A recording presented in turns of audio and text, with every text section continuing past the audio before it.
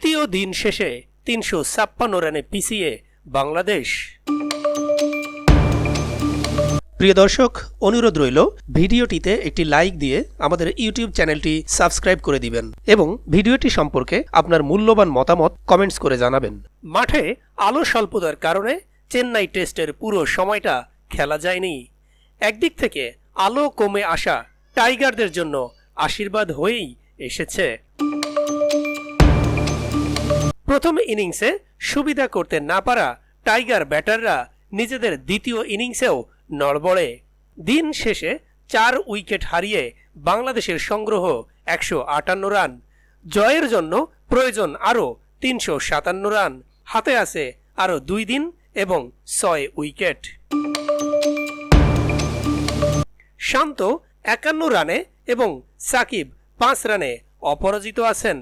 এর আগে ভারতের দেয়া 515 রানের টার্গেটে ব্যাট করতে নেমে দ্বিতীয় ইনিংসে দুর্দান্ত শুরু করে সাদমান ও জাকির।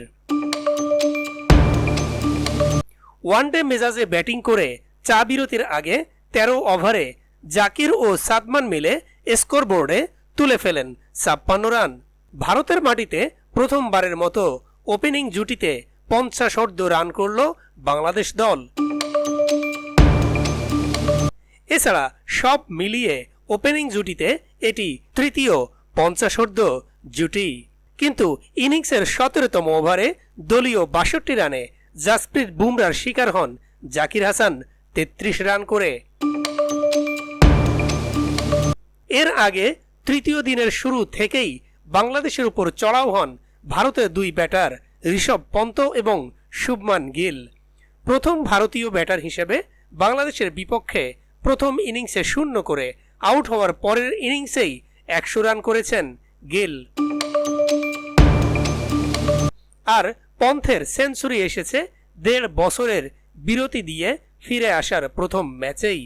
শেষ পর্যন্ত ভারত ইনিংস ডিক্লেয়ার করে 287 রানে।